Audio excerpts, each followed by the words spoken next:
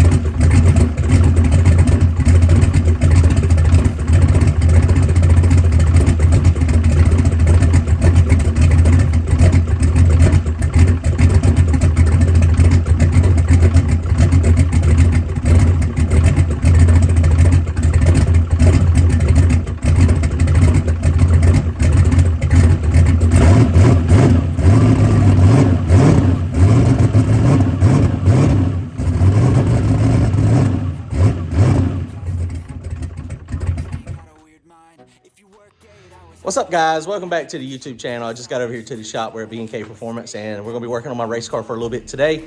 Making some changes, getting ready to go no prep Kings racing. We're going to Virginia. That's in like less than a week away.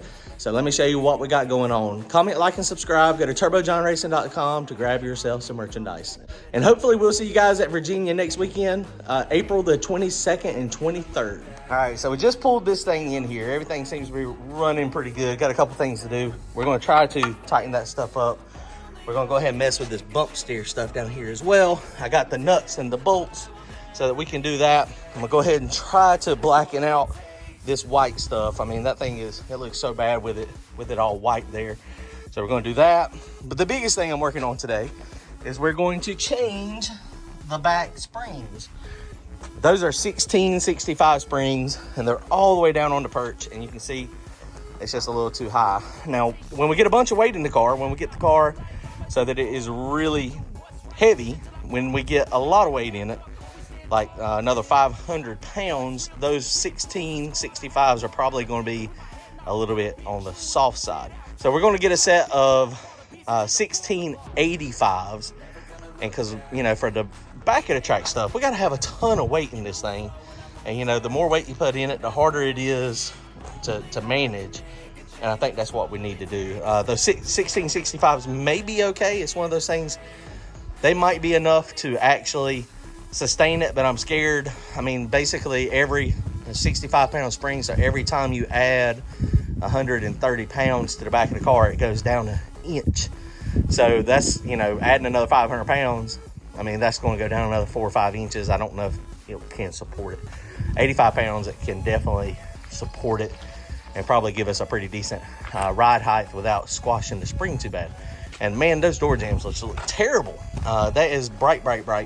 So we're going to be working on this today. Hopefully I can get these springs changed out, blacken this stuff out, make it look a little bit nicer, get some of the overspray repainted on this. So that's just got a lot of primer and stuff painted on there. So the fronts are good. We got 16100s. Front of the track, I think, will be fine.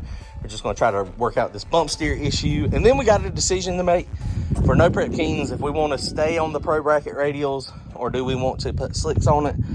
I've got a set of Mickey Thompson 28x10s. I've got a set of Hoosiers from what the old car, the Mickey Thompsons, the 28x10 non-W stiffs seem to be a little bit better on the front of the track. Now, some people are flying with the Hoosiers on the back of the track and the front of the track, but they don't seem to be as fast, the Hoosiers, for me. But the reality is we may be able to drop the air pressure on these Pro Bracket radials. I mean, we had them like pretty tight the other day, and 16 pounds of air pressure, but we may be able to drop the air pressure down and make the Pro Bracket radial work halfway decent.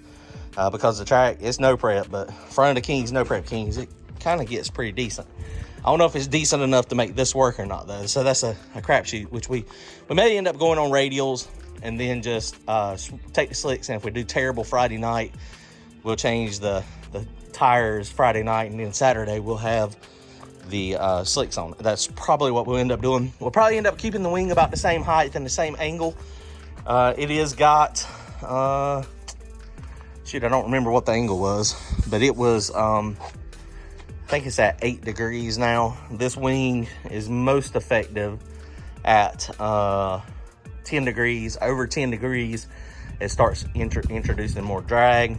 The other thing you got to think about, though, I mean, you know, we're talking about with it being lower here, we may need to flatten the wing out, because the air coming across, of course, the air coming across, it's not going to just go straight across, it's going to come down. And if it starts following down, now the intersect angle is way above 10 when you look at that. When the wing is really, really high, I mean, probably it's in more clean air. So we may end up flattening this wing out a little bit too. We got the adjusters to where we can do that. That's pretty easy to do. It's not too complicated. So I may flatten it out and get it nice and square. Or maybe like 1 or 2 degrees instead of 8 degrees. That may help it, it may not. Okay, let's change these springs real fast, and then we'll try to get the ride height where we want it back here, and then we'll start blacking it out. All right, guys, so we got the 14-inch springs on it. These are 1460s, and you see I had to get the slack out. Just run those up to basically where the cups won't come out. And so now we're going to just set it on the ground, and we'll see what the ride height is there. If it's a little bit lower than I want, then I can just jack it back up and run the spring adjusters up a few turns. Now, the interesting thing is right there, the 16-inch ones, we actually had to compress it a little bit to get the cups on the top. So that right there is, it should be a little bit lower. And these are a little bit lighter, 5 pounds different. So instead of 65s, they're 60s. So we'll see how this works out. Hopefully that's going to be about the right ride height right there. If I do have to lower the spring perch anymore, the adjuster, then we potentially could have the same problem we had last time. So let's see what we got. And of course, this is maximum travel. Those QA1 shocks on the back, those Mod Series shocks, they are a 7-inch stroke. So that is the maximum amount of travel. So my goal, if I want this thing to actually separate and plant the tire, then we need it to be about 1 inch out of the body, the arm. If we want it to squat, or if we don't want it to do much of nothing, then, you know, we'll have it about midways, 2 to 3 inches. So we might have to play with it. All right, here we go. All right, well, that is about that's the ride height I wanted it. So that's pretty close. It is definitely down on the tire a little bit more. It dropped down a couple inches, which that's what I was trying to get. So now let's look under and see what the bar angles look like. See if we still got enough. We're probably at some point going to end up with the 10 soldiers kit to make the top bar a little bit shorter. It's just a matter of making that happen. But hopefully this will work for us right now. And this is definitely good for radial prep, that angle where we're at. So I think we'll be okay. So it's just a matter of if we're going to try to make it separate at No Prep Kings or not. I think back of the track, this is the setup we want. I don't know about front of the track. I don't know. We got some work to do. All right, so here you go. You can see how much arm is stuck out of the body of the shock. And it is probably 2 inches, 2.5 inches, 4 inches of separation, maybe 5. But even squatting right there, honestly, that's not a bad spot for squat.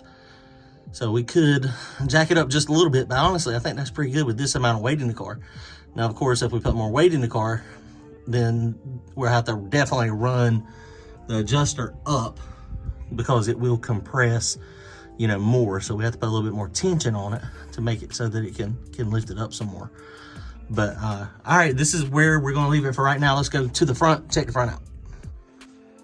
All right, guys, so we moved up here to the front, went ahead and pulled the front wheels off of it, took the bump steer kit off. This is the bump steer kit that comes, that most of them buy. The spindle is actually tapered, and so what happens is this just goes in from the bottom. That taper kind of fits kind of tight. You snug that down, hold this bolt, and then this is your bump steer adjustment. So it had I think it was 1.2 inches of shims under that side. And the problem was, the angle was not correct. And so, see, I got some spacers. I got me a 6-inch bolt. Of course, I had to drill this spindle out. That was a pain in the butt. Had a nice new drill bit. So it did drill.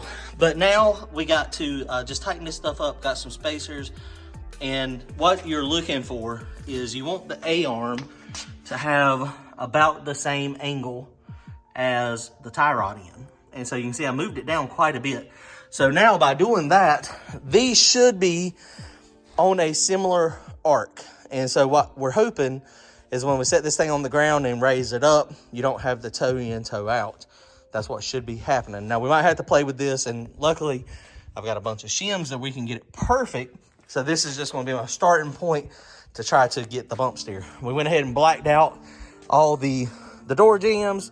Doesn't look the best. I mean, ideally that should be the color of the car, but you know, it is what it is. This will be under the fender, so you shouldn't be able to see that, but when the door is off of it or something, I mean, it just makes it look a little bit nicer. So I think we'll be good to go there.